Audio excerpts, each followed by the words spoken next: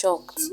You guys need to watch this. This is the same God that would sleep with us. This is the same God that would beat us up. You have no idea of what I went through. Everybody wanted the privilege to meet this big giant called TB Joshua. Nothing is as strong as love. I love you. The first time I met him, he looked loving. Not knowing that behind that was a sadist, a psychopath. There was a system in there that he used to abuse these women. He's the one that crafted the building of his apartment. The whole building was just designed to keep secret. I call a lady, Prophet wants to see you. He will tell you the specific staircase that this person should come. I felt like there was a beast, like this beast. I was screaming and he was whispering in my ear that you should stop acting like a baby. He kept forcing himself on me. He assured me the more I made him happy, God will be happy with me. You know it. You skip your first period, you skip your second period, and you have to talk. If any of us got pregnant, we have to do something about it. I witnessed a lot of abortions. They started doing it inside the synagogue. You'd be taken to this clinic of his. It could have killed us. I never had a choice whether I could keep a potential child or not. I had 3 abortions at the synagogue.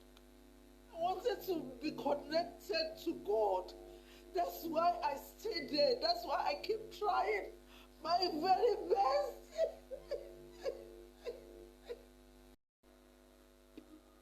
He had a grand plan.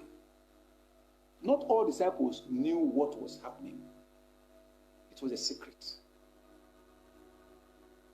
He told me personally, when he remembered what these white people did to our forefathers, that it hurts him. That whatever it will take him, he said the whites, that he will bring them here. He will make sure that he will enslave them, that they will serve him. I was there in that meeting. He wants to use white people to be his slaves. Westerners, they enslaved his forefathers. So he himself now will enslave them. He said it loud and clear. That was one of the motivation factors in him. He said, I go more. That's, I will teach them lesson. I will show them. TB Joshua wanted to write history for himself. He wanted them to serve him. He wanted to rule over them. And my brother, he did it. A disciple of TB Joshua is a slave to TB Joshua. I was a disciple of TB Joshua for 10 years, from 2001 to 2010. I stayed in that place till 2013. So what's that, 12, 13 years that I was there, yeah, in Lagos. I was 16 or maybe even 15 when I first visited, and then I stayed for 14 years. It was a psychological prison. We all thought we were in heaven, but we were in hell, and in hell, terrible things happen. Our black disciples, they suffered so much. He beat you without mercy. You thought you were in the safest place in the world, and you were in the most dangerous one. It is time for healing. You are healed. Either is Satan or is God. I am the Supreme Commander. The whole thing is fake. Totally faked. Urge. Yes. No man can satisfy you. It's true, man of God. TB Joshua asked me to find virgins for him. Each time they would say, Daddy's calling you. The bottom line is you'd have to go there. I thought I will take what he did to me to the grave. Let's drive now. Go.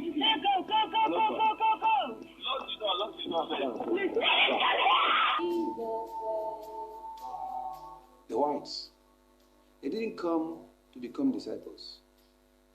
It's when they got to the synagogue church, that's when the manipulation starts.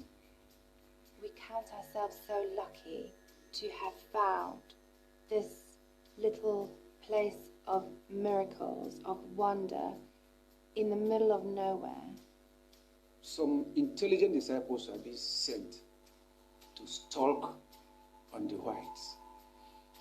It's not everybody that we approach. We look at you when we see the way you fall into what is happening in synagogue church. We'll come after you. I just remember sitting there thinking to myself, this is incredible. I feel like I'm sitting in the Garden of Gethsemane under the olive trees with Jesus. They don't know we are picking them. But myself and TB Joshua, we know what we were doing. He loves young ones, right? He loves young ones, teenagers. We don't go for the old people. The young ones, they are very vulnerable. And they are the easy people to manipulate, especially unmarried people. Especially unmarried young people. I was 17 years old. I got my A-level results while I was in Nigeria, but I couldn't care less about them. I wanted to be like Jesus. I wanted to be like TB Joshua. I wish I could have that connection with God. I wanted to be like him. He said, tell them that they should be missionary for the synagogue. You stay here 3 months, you become like TB Joshua. Let me tell you, he's going to open branches in UK, in America, and everywhere. He's not going to send us to go there. You are the person that will go there. Make them begin to crave to be disciples.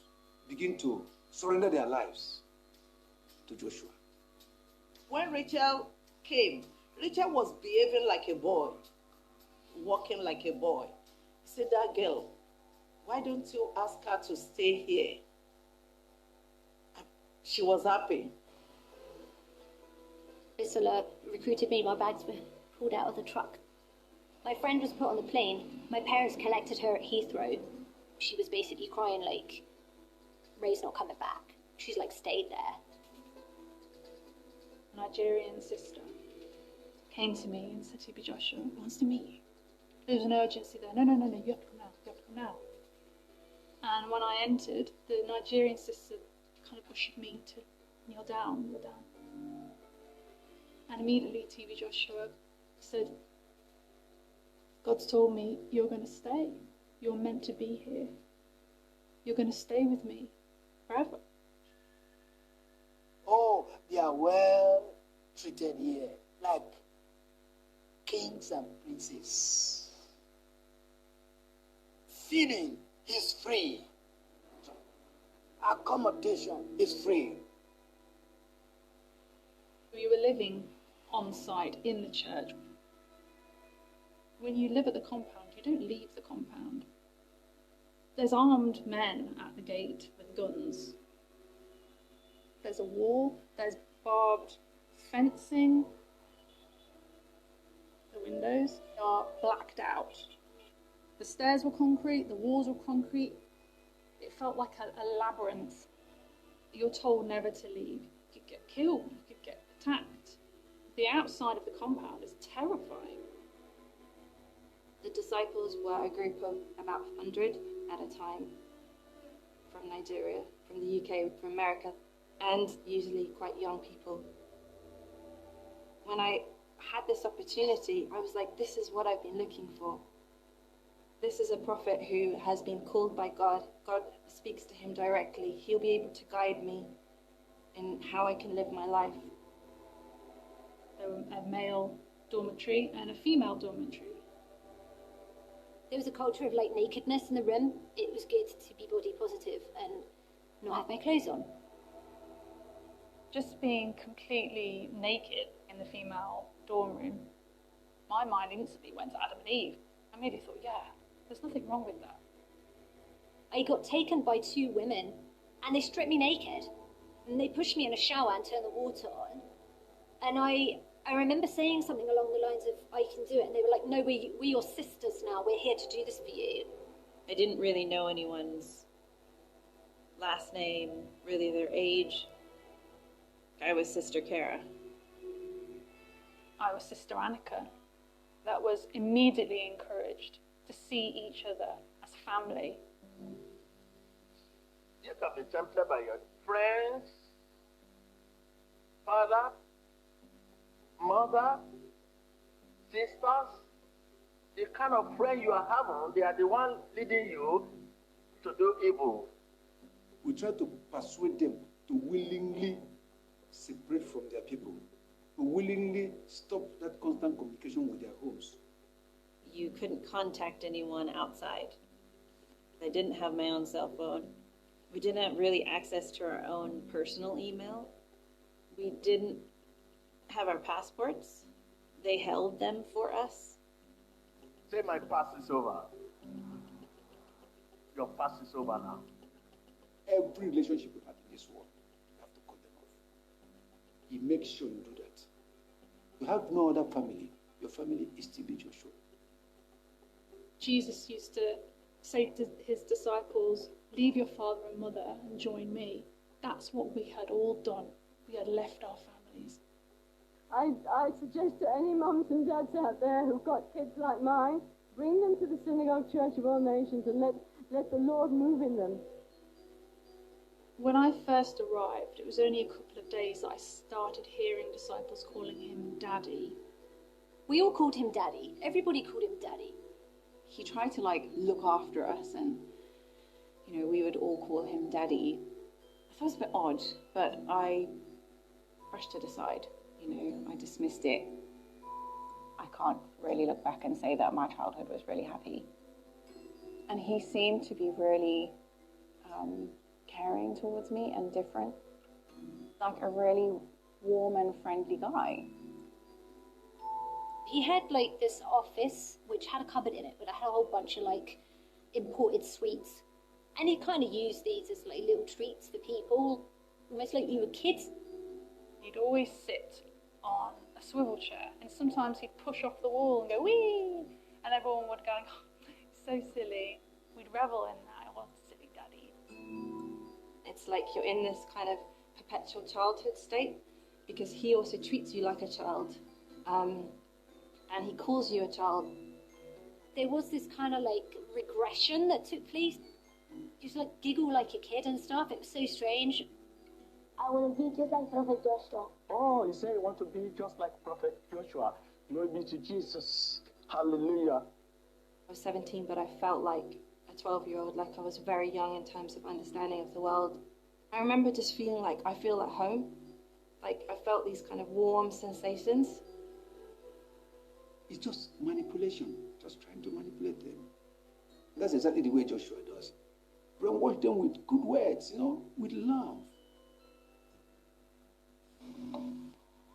Imam, greetings from the synagogue. Experience a new level in life. My name is Rachel and I'm from the UK. And we are all here living in the Synagogue Church of All Nations as evangelists in training under our Father in the Lord, Senior Prophet TB Joshua. He was really keen to use us on the videos to endorse him and to get the endorsement of the Western world. And you are joining us here at the Synagogue Church of All Nations after a wonderful Sunday service. I felt like we all had this truth. We felt that the world needed TB Joshua. Please tell us, what is your opinion of the man of God, Prophet TB Joshua? Have you seen him? Push them to go and interview so that people outside will see that, synagogue is doing something new. TB Joshua, he was happy. He was really happy. Never doubt.